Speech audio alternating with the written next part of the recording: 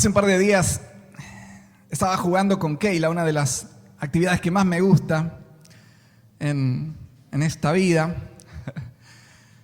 Y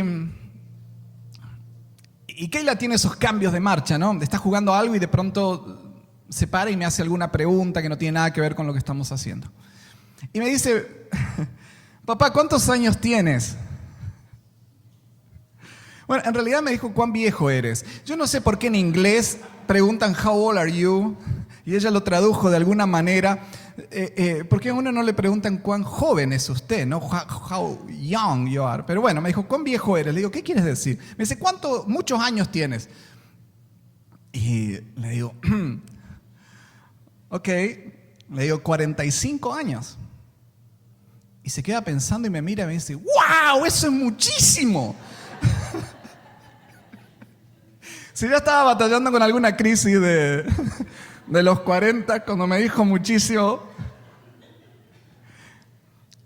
y me dice, yo tengo 4. Le digo, sí. Me dice, y cuando yo tenga 45, ¿cuántos años vas a tener?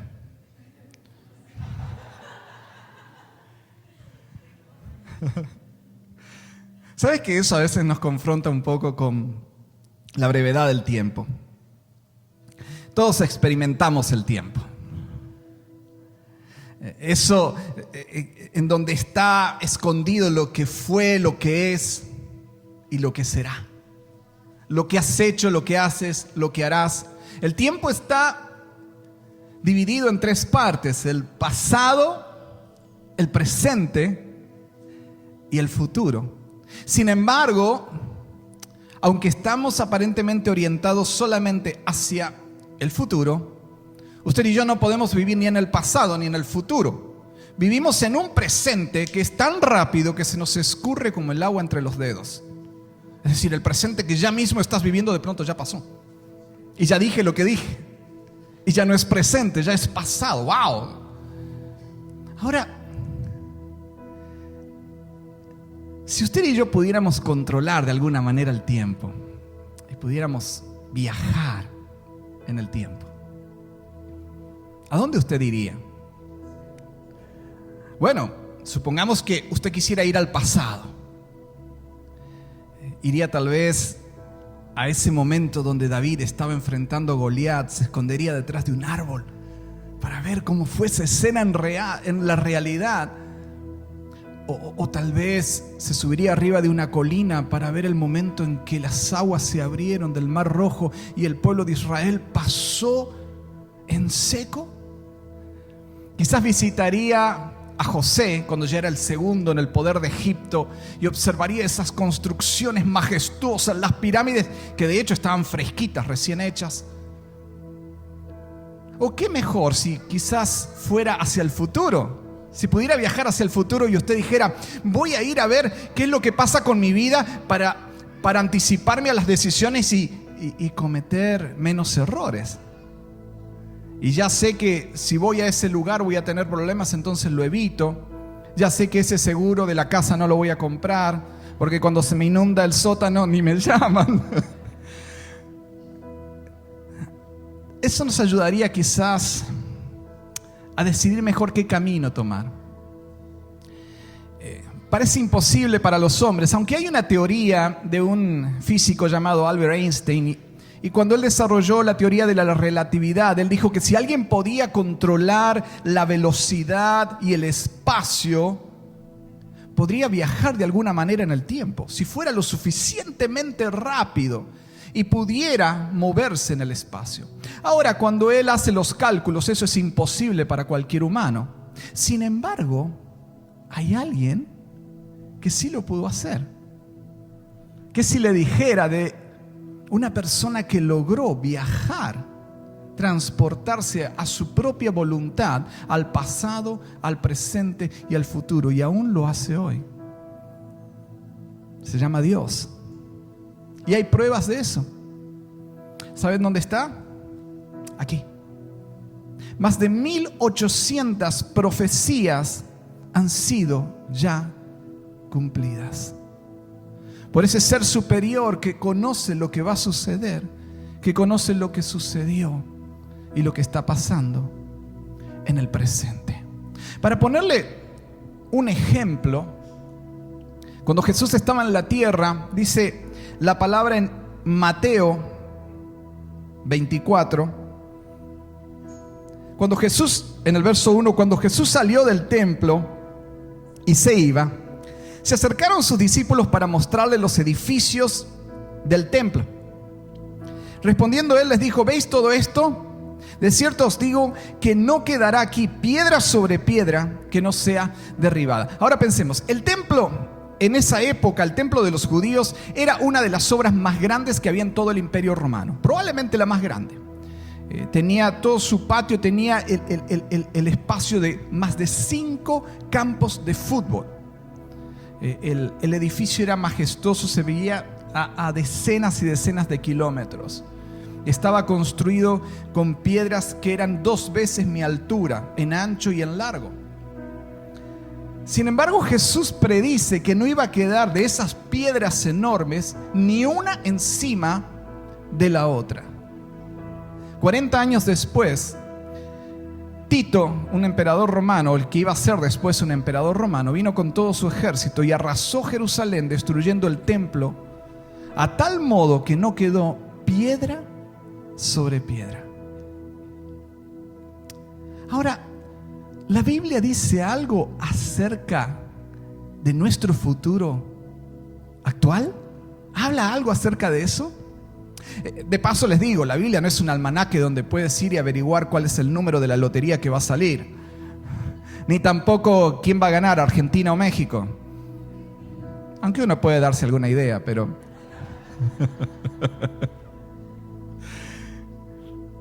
Jesús habla en el mismo capítulo 24 acerca de algo muy interesante que tiene que ver con nuestro presente y nuestro futuro inmediato.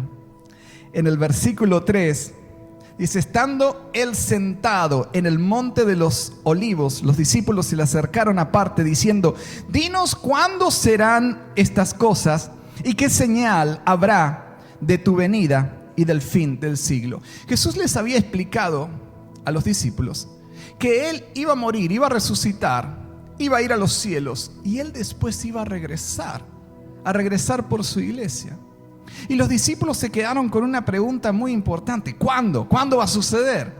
A las personas nos gusta mucho saber el cuándo, saber la fecha. Sin embargo, Jesús les responde en el verso 36 de Mateo 24: el día y la hora nadie sabe, ni aun los ángeles de los cielos, solo mi Padre. Ahí hago un paréntesis. Si alguien a usted le dice va a venir en tal fecha, si alguien tiene algún cálculo y dice va a venir el 7 de noviembre, va a venir el 4 de diciembre de tal año, eso no es bíblico, eso no es verdad. Jesús dijo: el día y la hora nadie lo sabe.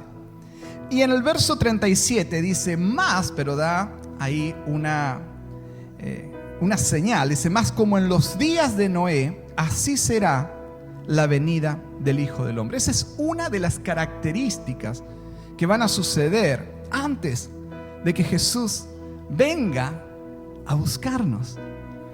Y dice el verso 38: porque como en los días antes del diluvio estaban comiendo y bebiendo, casándose y dándose en casamiento, hasta el día en que Noé entró en el arca, y no entendieron hasta que vino el diluvio y se los llevó a todos. Así será la venida del Hijo del Hombre. Jesús dice: va a ser la sociedad, la generación va a ser muy similar a la que estuvo en los días de Noé, antes del diluvio.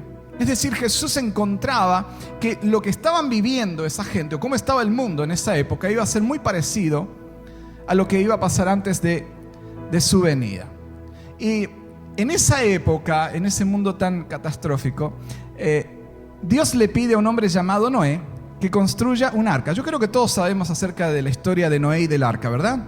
Sí, levante su mano si usted sabe de esa historia del arca de Noé. A veces la hemos visto en libros de niños y aparece muy pintoresco. Sin embargo, fue una historia muy real, fue una historia verídica, fue algo que sucedió en esta tierra. Hace pocos días fuimos con mi esposa y yo y Keila especialmente a al Ark Encounter, que está en Kentucky. Estuvimos ahí un día y es algo hermoso. Ahí está una fotografía de lo que es la réplica del Arca de Noé. Es algo extraordinario. Keila estaba muy emocionado. Vio un rostro de tanta ansia de conocer, de entrar. Se quedó un poquito desilusionada porque dijo, no estaba Noé. Le explicamos de que Noé estaba en el cielo. Pero caminamos a lo largo de un barco hecho de madera gigantesco. Las dimensiones, cómo hicieron para construir las cabinas para los animales. Está muy bien estructurado. Yo les animo a que puedan ir, que puedan pasar el día ahí. Es muy instructivo, es bíblico, muy bíblico todo lo que ahí está. Ahora, volviendo a los días de Noé. ¿Cómo eran los días de Noé? ¿Qué sabemos acerca de esa generación, de ese ambiente que había alrededor? La Biblia dice en Génesis capítulo 6, en el verso 11, y se corrompió, todos digamos corrompió. Se corrompió la tierra delante de Dios y estaba llena de violencia, todos digamos violencia. Es decir, una de las características que había era violencia y corrupción. Hoy en día nosotros podemos ver muchísima violencia alrededor nuestro. Hay violencia con respecto a la naturaleza. Hay violencia contra la naturaleza, muchas veces la falta de cuidado del hábitat, del lugar donde estamos, provoca incendios forestales, la contaminación del aire, la contaminación del agua, la contaminación de la tierra, ha hecho de que el ambiente donde vivimos sea cada vez más impuro. Uno ya no sabe si lo que está comiendo es algo prefabricado en un laboratorio o es realmente, y ahora se vende mucho lo orgánico. El otro día vi un documental donde encontraron en un delfín, cuando lo abrieron, que había latas de Coca-Cola. Imagínense cómo hemos contaminado el lugar donde está. La naturaleza se ha vuelto también contra la humanidad, a través de terremotos, a través de desastres naturales que hay. Pero la violencia no solamente está con respecto a la naturaleza, vemos violencia en los hombres. Estuve leyendo una estadística desde que empezó la cuarentena en todos los países del mundo. Ha aumentado la violencia de género. En algunos países ha aumentado el 20%, 30% o 40%. Hombres que matan a sus esposas, matan a sus hijos, después se suicidan. Hijos que matan a sus padres. Estuve viendo algunas estadísticas con número. Dice que cada año alrededor de 44 millones de abortos se hacen en el mundo. Las guerras en los últimos 90 años han matado más personas que en los últimos 500 años todos juntos. Más de 125,000 ataques terroristas han sucedido en las últimas 4 décadas. Hemos visto últimamente violencia en las ciudades, resentimiento que afloró. En los Estados Unidos no es común ver que la gente empieza a quemar negocios, que entra, que roba, que quema ciudades grandes, que toma ciudades, como ha sucedido en el estado de Washington. Hemos visto también cómo ha habido violencia de parte de la policía, cómo ha habido luchas raciales, donde han habido discriminaciones, batallas de todo tipo. Podemos notar que es una sociedad que está en caos. Pero no solo aquí en los Estados Unidos. Si usted recorre cualquier país de Latinoamérica, uno está con más problemas que otros. Hay corrupción en los gobiernos, hay intereses egoístas, hay quienes han descubierto que a través del temor pueden controlar comunidades enteras, sociedades enteras que dicen llamarse democráticas. Usted sabe que si infunde temor en alguien, usted puede controlar a esa persona. Y los líderes políticos saben eso, sin necesidad de ser dictadores. Si ellos a usted le infunden temor, le hacen hacer lo que quieran. Eso sucedió también con la religión. Muchas religiones infunden temor y de esa forma pueden controlar a sus adeptos. Muchas sectas hacen lo mismo. A través del temor pueden controlar a las personas. Podemos ver que a través de esta pandemia ha surgido un caos económico también en muchos lugares. Si vamos a Medio Oriente, si vamos a China últimamente con todo lo que ha estado sucediendo en la recuperación del totalitarismo en Hong Kong, la alianza que está habiendo entre Rusia y China, que es bastante peligrosa también para el orden de este mundo. Es decir, se nota en el mundo un caos, una desorientación. Se nota como los pueblos están volviéndose sin liderazgo, no saben a dónde ir, no saben qué hacer.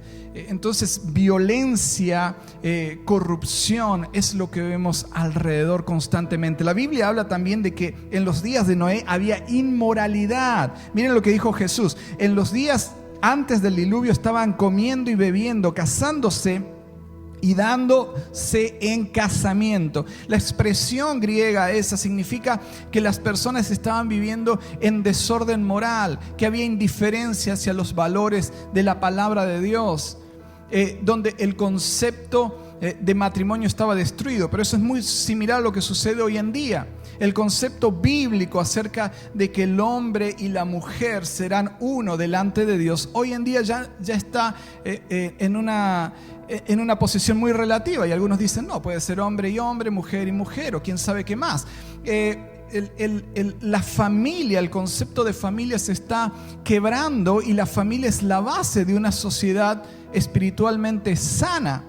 El tema del comer y beber, ahí Jesús hace referencia con eso a desórdenes en la manera de vivir, a desórdenes morales, a sobrepasar los límites, los valores que hemos aprendido durante años a través de la palabra de Dios. ¿Y saben por qué? Porque justamente es la palabra de Dios lo que se ha dejado de lado. Este libro sagrado ha sido quitado de las escuelas, de las universidades. Es considerado un libro histórico más, o a veces hasta un libro de cuento. Y eso ha hecho de que no haya un fundamento, que no haya una brújula que nos dirija y nos enseñe cuál es nuestra identidad sexual, cuál es nuestra identidad como papá, cuál es nuestra identidad como mamá, como esposo o como esposa. Sin este fundamento estamos perdidos. Y es lo que está sucediendo en esta sociedad. En los días de Noé pasaba lo mismo. Lo que Dios les había hablado a Adán y Eva, los que les había enseñado, se perdió, se diluyó. Y los hombres iban conforme a sus propias inclinaciones, conforme a lo que les daba la gana. Y no solo eso, sino que también el enemigo aprovechó en esa época a llenar de oscuridad espiritual este mundo. Principados y potestades estaban moviéndose de un lado a otro. Incluso, aunque no vamos a hablar de eso ahora mismo, pero en Génesis, en el capítulo 4, creo que esos 5, habla incluso de la injerencia de ángeles caídos con las hijas de los hombres. Era una sociedad terrible. Se habían violado muchísimas líneas, muchísimos límites. La sociedad que nosotros vivimos hoy está en una plena batalla espiritual. Hay una oscuridad como nunca antes, donde las personas sienten esa oscuridad espiritual. La Biblia habla acerca de que el príncipe de este mundo es Satanás, pero hoy más que nunca se puede ver a través de los medios de comunicación. Usted prende un video de YouTube y sale cualquier publicidad que ya, incluso cuando con mi hija estamos viendo, hay que tener muchísimo cuidado de lo que va a salir. Puede ser de brujería, puede ser de inmoralidad, y supuestamente sin filtro. Eso no es porque los valores bíblicos que ponen esos límites no están. Entonces esta sociedad está diciendo inclusive que los actos pedófilos de abusos de menores son una desviación psicológica que incluso se puede consentir, y que estuvimos escuchando a una profesional que decía, bueno, es algo que la persona hace porque, bueno, tiene una desviación psicológica, pero bueno, hay que ayudarle y no está mal. O sea, ya ni siquiera lo quiere considerar un delito. Cada vez esta sociedad se está pareciendo más a lo que eran los días de Noé. Había una desorientación total. Pero hay algo que me gusta. En Génesis 6:8 dice, pero en medio de todo eso que se estaba viviendo en esa época, Noé halló gracia ante los ojos de Dios, ante los ojos de Jehová. Es decir, entre toda esa oscuridad, entre todo ese mugrero que los hombres estaban viviendo, hubo alguien en quien Dios puso sus ojos y dijo: aquí hay una luz, aquí hay una esperanza, aquí hay un faro que se mantiene a pesar de todas las corrientes que hay. ¿Y por qué? ¿Por qué Noé halló gracia delante de Dios? ¿Cómo era Noé? Recién vimos cómo eran más o menos, rápidamente, cómo eran esos días, cómo era la generación que estaba alrededor. Pero ¿cómo era Noé? ¿Cómo era su conducta? Vamos a ver algunos atisbos que nos muestra la palabra de Dios. En Génesis 6:9 dice que Noé caminó con Dios. Y me encanta eso, porque eso nos habla de intimidad. En esta iglesia hablamos mucho acerca de intimidad, identidad e influencia. Sabemos que la base para una vida sana espiritualmente y emocionalmente es la intimidad con Dios. Noé caminó con Dios. Noé se levantaba y hablaba con Dios. Entregaba sus caminos en manos del Señor. La palabra dice que dos no pueden andar juntos si no están de acuerdo. No pueden caminar juntos si no están de acuerdo. Usted no puede caminar con Dios si no está de acuerdo al corazón de Dios, si no está de acuerdo a su palabra. Porque si no, uno va para un lado y el otro va para el otro. Caminar con Dios significa muchas veces hacer cosas que no entendemos. Caminar con Dios significa un Abraham que salió hacia un lugar que no sabía muy bien cuál era, como viendo al invisible. Caminar con Dios significa un Moisés que decidió subir 40 días a un monte sin llevar agua ni comida. Hay que hacerlo, ¿no? Dios te llama y no preparas ninguna mochila, ninguna vianda, nada. Subes simplemente a estar con Él.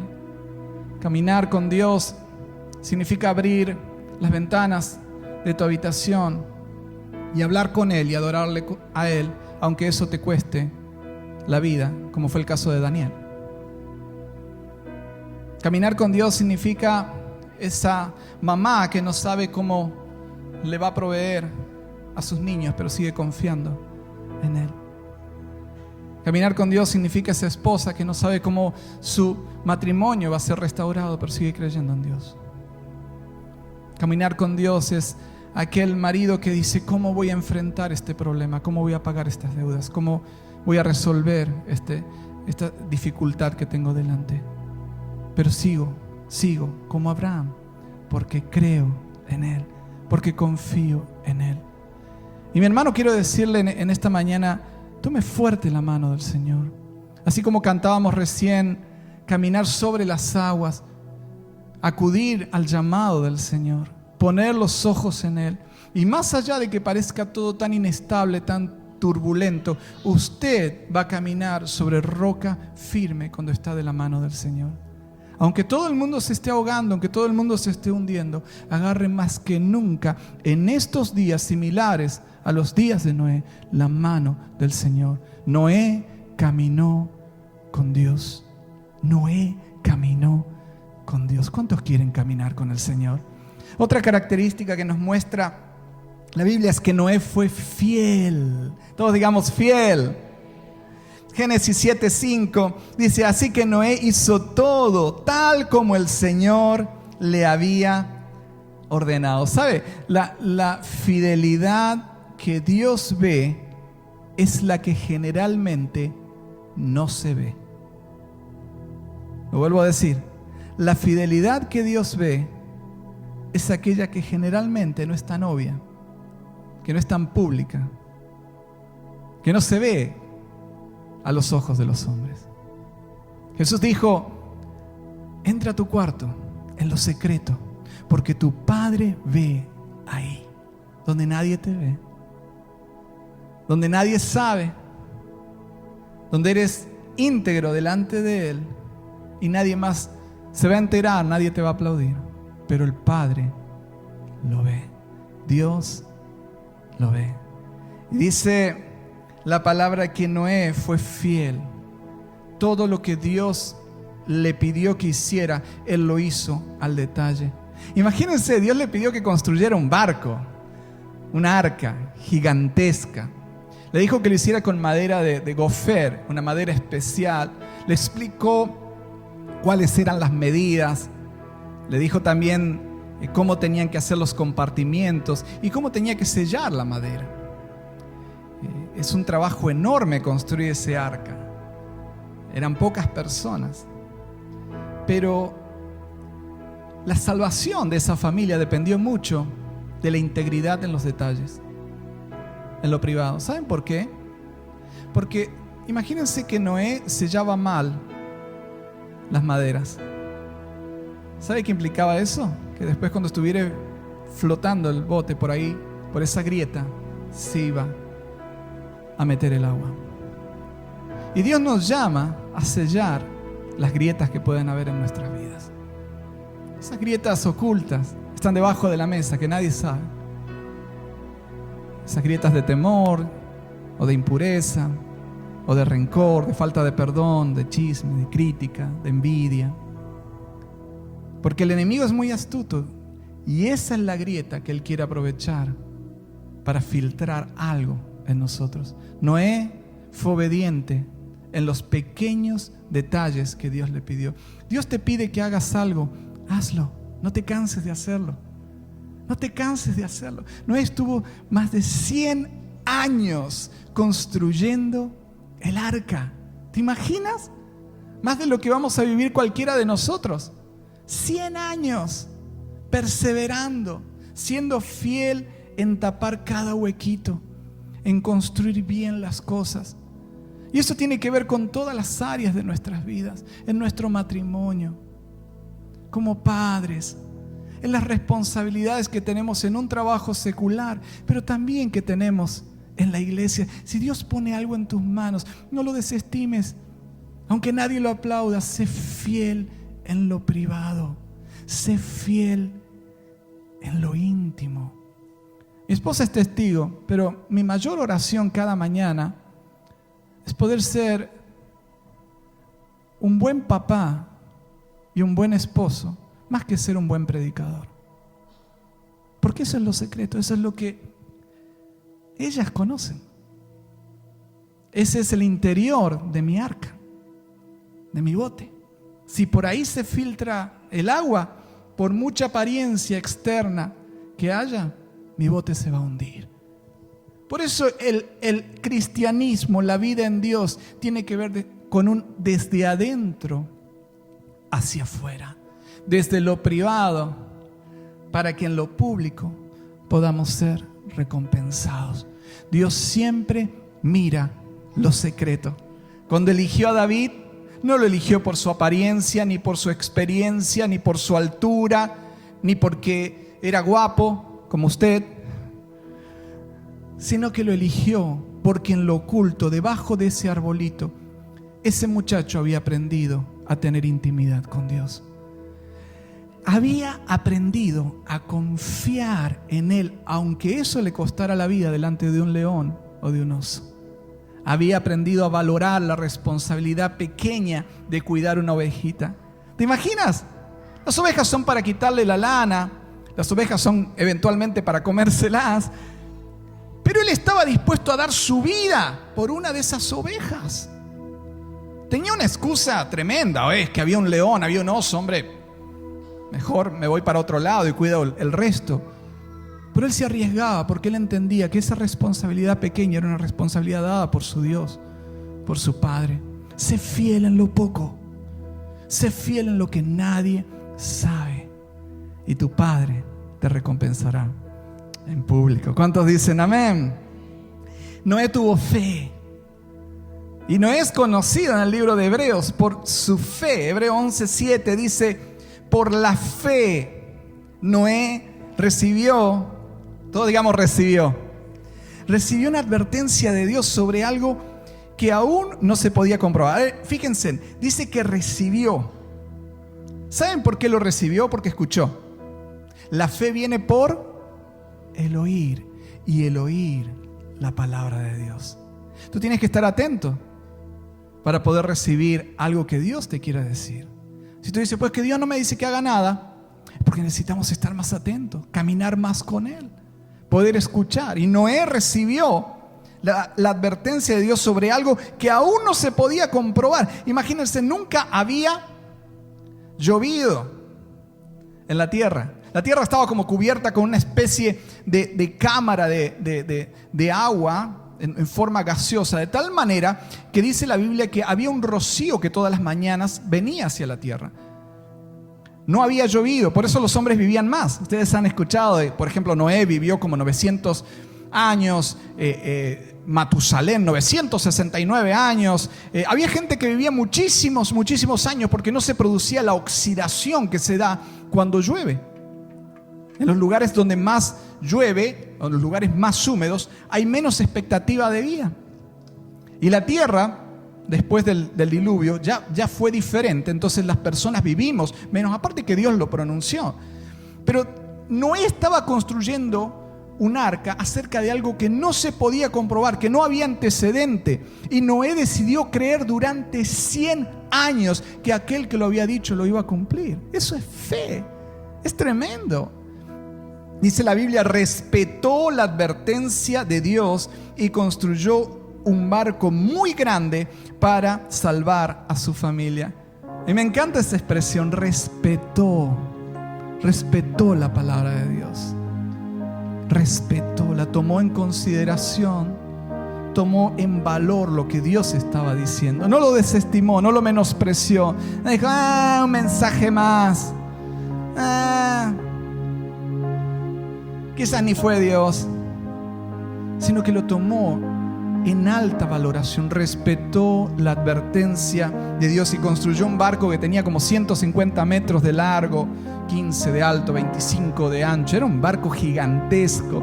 Pero ahora yo te hago una pregunta. ¿Te imaginas Noé diciendo, yo construyo todo este arca, ¿no?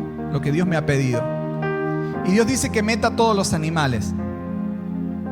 Algunos creen que entre 7.000 y 10.000 animales entraron ahí al arca de Noé. ¿Cómo hago para meter a todos esos animales adentro? A veces te cuesta dominar a tu perrito. ¿Cómo haces para meter un león? Y aparte con la leona. ¿Cómo haces? Pero Noé no se preocupó de eso. Y sabes, quiero dejarte algo de parte de Dios en este punto. Haz lo que Dios te pide. Sé fiel en lo que Dios te pide que hagas, en lo que está a tu alcance. Y Dios se va a encargar de lo que es imposible para ti. De aquello que es inalcanzable, aquello que tus fuerzas no pueden hacer. Noé fue fiel, tuvo fe en lo que Dios le pidió. Y los animales, Dios dijo, yo me encargo de ellos. Yo sé cómo lo voy a hacer. Yo sé cómo voy a sanar ese matrimonio. Yo sé cómo voy a restaurar esa familia. Yo sé cómo voy a hacer ese milagro legal. Yo sé cómo lo voy a hacer. Esa deuda, ese problema, esa circunstancia, esa lucha. Tú haz lo que tienes que hacer. Tú obedece en lo poco, en lo pequeño. Sé fiel ahí. Y yo me encargo del resto, dice el Señor. Ponte de pie en el lugar donde estás. Vamos a continuar luego en esta serie.